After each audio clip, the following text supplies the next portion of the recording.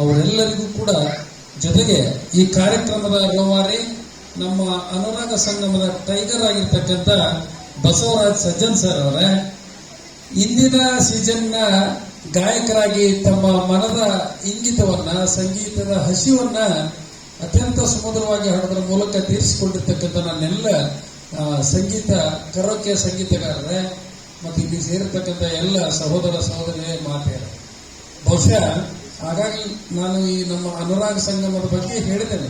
ಏನಪ್ಪಾ ಅನುರಾಗ ಸಂಗಮ ಅಂತಂದ್ರೆ 6 ಸೀಸನ್ಗಳನ್ನ ಯಶಸ್ವಿಯಾಗಿ ನಡೆಸುತ್ತಾ ಬಂದಿದ್ದರೂ ಕೂಡ ಯಾವುದೇ ರೀತಿಯ ಫಲಾಪೇಕ್ಷೆ ಇಲ್ಲದೆ ನೀವು ಕೊಟ್ಟಿದ್ದು ನಿಮಗ ಅನ್ನುವ ರೀತಿಯೊಳಗ ವ್ಯವಸ್ಥಿತವಾದ ರೀತಿಯೊಳಗ ಕಾರ್ಯಕ್ರಮವನ್ನು ಮಾಡಿ ನಿಮಗೆ ಒಂದು ಮನರಂಜನೆಯನ್ನ ಕೊಡ್ತಕ್ಕಂಥ ಕಾರ್ಯವನ್ನ ನಮ್ಮ ಶ್ರೀ ಬಸವರಾಜ್ ಸಜ್ಜನ್ ಸರ್ ಅವ್ರು ಮಾಡ್ತಾ ಇದ್ದಾರೆ. ಅವರಿಗೆ ಜೋರಾದ ಚಪ್ಪಾಳೆಯನ್ನ ತಾವೆಲ್ಲರೂ ನಮ್ಮ ಹಾಕೋದ್ರ ಮೂಲಕ ಅಭಿನಂದಿಸಬೇಕು. ಮತ್ತೆ ಕೆಲವು ಜನ ಇದನ್ನ ದುರುಪಯೋಗ ತೆಗೆದುಕೊಂಡು ಲಾಭ ಮಾಡ್ತಿರ್ತಾರೆ. ಆದ್ರೆ ಅಂತವರು ನಮ್ಮ ಬಸವರಾಜ್ ಸರ್ ತಮ್ಮ ಕೈಯಿಂದ ಕಳ್ಕೊಂಡು ತಮ್ಮ ಕೈಯಿಂದನ ಖರ್ಚು ಮಾಡಿ ಈ 6ನೇ ಸೀಸನ್ ಮಾಡಿದ್ದಾರೆ. ಅದಕ್ಕಾಗಿನೇ ಇದರ ಹೆಸರು ಬೇರೆ ಇಲ್ಲೇ ಇದ್ರು ಕೂಡ ಬೇರೆದವ್ರಿಗೆ ಬೇರೆ ಓಣ್ಯಾಗ ಹೆಸರು ಗೊತ್ತಿಲ್ಲ. ಆದ್ರೆ ಇದು ಬೇರೆ ಜಿಲ್ಲೆಗಳಿಗೂ ಕೂಡ ತನ್ನ ಹೆಸರನ್ನ ಪಸರಿಸಿಕೊಂಡಿದೆ ಅಂತಂದ್ರೆ ಅದಕ್ಕೆ ಅವರ ಕಾರ್ಯದ ಒಂದು ಶೈಲಿಯೇ ಕಾರಣ ಅಂತಕ್ಕಂಥದ್ದನ್ನ ಹೇಳ್ತಾ, ಈ 6ನೇ ಸೀಸನ್ ಏನು ಯಶಸ್ವಿಯಾಗಿ ನಡೀತದ ಅದಕ್ಕೆ ನಿಮ್ಮಂತ ಕರೋಕೆ ಕಲಾವಿದರ ಒಂದು ಸಹಕಾರ ಇರಲಿ. ಮುಂದಿನ 7ನೇ ಸೀಸನ್ ಅನ್ನ ಬೇರೆ ಜಿಲ್ಲೆಯೊಳಗೆ ಮಾಡತಕ್ಕಂಥ ಯೋಜನೆಯನ್ನ ಕೂಡ ಬಸವರಾಜ್ ಸರ್ ಇಟ್ಕೊಂಡಿದ್ದಾರೆ. ನಿಮ್ಮ ಯಾವ್ದಾದ್ರು ಜಿಲ್ಲೆಯವ್ರು ನೀವು ಮಾಡೋದಿತ್ತಂದ್ರೆ ಅವ್ರಿಗೆ ಸಂಪರ್ಕ ಮಾಡ್ರಿ. ಮತ್ತೆ ಇಲ್ಲಿ ಹುಬ್ಬಳ್ಳಿ ಧಾರವಾಡದಲ್ಲಿ ಹಲವಾರು ಜನ ಸಂಗೀತಗಾರರಿದ್ರು ಕೂಡ ಈ ಕರೋಕೆ ಮೂಗು ಮುರಿತಕ್ಕಂಥವ್ರು ಬಹಳ ಜನ ಅದ. ಅದೇನ್ ಆಡ್ತಾರೆ ಕರೋಕೆ ಅಂತೇಳಿ ಅವ್ರು ಏನ್ ಆಡ್ತಾರೆ ಅವ್ರಿಗೆ ಗೊತ್ತಿರೋದಿಲ್ಲ. ನಮ್ಮನ್ನ ಮಾತನಾಡ್ತಿರ್ತಾರ. ನಮ್ಮ ಕರೋಕೆ ಹೆಂಗಪ್ಪ ಅಂದ್ರ ನಮಗ ಸೆಲ್ಫ್ ಆಕ್ಚುಲೈಸೇಷನ್ ಅಂತ ಹೇಳೋ ಆತ್ಮ ಸಾಕ್ಷಾತ್ಕಾರ, ಸ್ವಯಂ ಸಮಾಧಾನ ಅಂತಕ್ಕಂಥದ್ದನ್ನ ಇಟ್ಕೊಂಡು ನಾವು ಹಾಡ್ತಾ ಇದ್ದೇವೆ ಹೊತ್ತು ಯಾರಿಗೆ ಮರ್ಜಿಗಾಗ್ಲಿ ಯಾರೋ ಏನೋ ಹೇಳಿ ಅಂತ ಹೇಳಿ ನಾವು ಹಾಡೋದಿಲ್ಲ.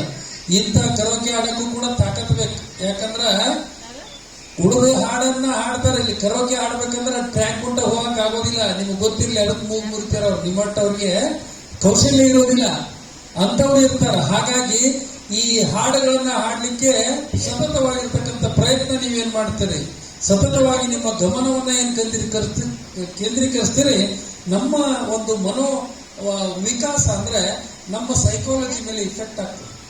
ನಾವು ಪಾಠ ಮಾಡುವಾಗ ಮಕ್ಕಳನ್ನ ಯಾವ್ಯಾವ ಪಾಠ ಮಾಡಬೇಕು, ಯಾವ್ದನ್ನ ಹೇಳ್ಬೇಕಂತ ಹೇಳಿ ನಾವು ಅನ್ಕೋತೀವಲ್ಲ, ಹಂಗ ನಮ್ಮ ಮನಸ್ಸು ಕೂಡ ಕೆಲವೊಂದು ಹಾಡುಗಳನ್ನ ಹಿಡ್ಕೋತದ. ಕೆಲವೊಂದು ಹಾಡುಗಳಿಗೆ ಆಗಿನ ತುಡಿತದ. ನಾನು ಇದನ್ನ ಹಾಡಬಹುದಲ್ಲ, ನಾನು ರಾಜ್ಕುಮಾರ್ ಆಗ್ಬೋದಲ್ಲ, ನಾನು ಎಸ್ ಜಾನಕಿ ಆಗ್ಬೋದಲ್ಲ, ನಾನು ಶಿವರಾಜ್ ಕುಮಾರ್ ಆಗ್ಬೋದಲ್ಲ, ನಾನು ಹಂಸಲೇಖ ಆಗ್ಬೋದಲ್ಲ ಅಂತ ನಮ್ಮ ಒಳಗೆ ಒಂದು ಮನಸ್ಸು ತುಡಿತಾ ಇರ್ತದ. ಅದಕ್ಕೆ ನಾವು ಆಹಾರ ಕೊಡಬೇಕಂದ್ರೆ ಇಂಥ ಹಾಡುಗಳನ್ನ ಹಾಡಿದಾಗ ಆ ಒಳಗಿನ ಒಂದು ತುಡಿತಕ್ಕ ಸಮಾಧಾನ ಸಿಗ್ತದೆ. ಆಗಿರ್ತದೆ ನಿಮ್ಗ ಇದನ್ನ ಹೆಂಗಾರ ಮಾಡ್ಲಿ ಹಾಡೆ ಹೊಡೋದು ಪ್ರಾಕ್ಟೀಸ್ ಮಾಡ್ತಾನೆ ಅಂತೇಳಿ. ಹಾಗೆಲ್ಲ ನಮ್ಗೆ ವಿದ್ಯೆ ಹಾಡಿಲ್ಲ. ಆಕಿ ಡಿ.ಎಡ್.ದೊಳಗೆ ಓದುವಾಗ ಬಾಯಿ ತೆಗೆದು ಪಾಠ ಮಾಡ್ತಿದ್ದಿಲ್ಲ. ಅಂತದ್ದು ತುಜ್ಜೆ ಏನದು ಹಾಗಲೇ ಹಾಡಿದ್ದೆ ಯಾವುದು ತುಜ್ಜೆ ಬೇಕಾ ತೋಯೇ ಜಾನ ಸನಂ ಮಾಡಿದ್ದು ನನಗೆ ಎದ್ದಲ್ಲೇ ಕುಡಿಯಾಕತ್ತಿದ್ದಾನೆ. ಅಂದ್ರೆ ಪ್ರತಿಯೊಬ್ಬರು ಕೂಡ ಅದನ್ನ ನಾವು ಹಂಗ ಆಡ್ಬೇಕು ಅಂತೇಳಿ ಕಲಿತಾಗ ನಮ್ಮ ಮನಸ್ಸಿಗೆ ಸಮಾಧಾನ ಆಗ್ತದೆ. ನಮ್ಮಲ್ಲಿ ಯಾವುದೋ ಒಂದು ನರ್ವ್ ಸಿಸ್ಟಮ್ ಇರ್ತದ. ಅದಕ್ಕೆ ಒಂದೊಂದು ನಾವು ಉಪ್ಪಿನಕಾಯಿ ತಿಂದಾಗ ಒಂದು ನಮ್ಮ ಒಂದು ತೃಷೆ ಕಡಿಮೆ ಆಗ್ತದ, ನೀರು ಕುಡಿದಾಗ ಒಂದು ತೃಷೆ ಕಡಿಮೆ ಆಗ್ತದ. ಹಂಗೆ ಈ ಹಾಡನ್ನ ನಾನು ಹಾಡಲೇಬೇಕು, ಈ ಹಾಡನ್ನ ನಾನು ಇಂಥವ್ರು ಕೂಡ ಹಾಡಬೇಕಂತ ಮನಸ್ಸಿನೊಳಗೆ ಒಂದು ಬಂತು ಅಂದ್ರ ಅದನ್ನ ಹಾಡೋ ಮಟ್ಟ ಸಮಾಧಾನ ಆಗೋದಿಲ್ಲ. ಹಂಗ ಈ ಕರೋಕೆ ಅಂತಕ್ಕಂಥದ್ದು ನಮ್ಮ ಮನಸ್ಸನ್ನ ಮಾನಸಿಕ ಮಟ್ಟವನ್ನ ಹೆಚ್ಚಿಸ್ತದ.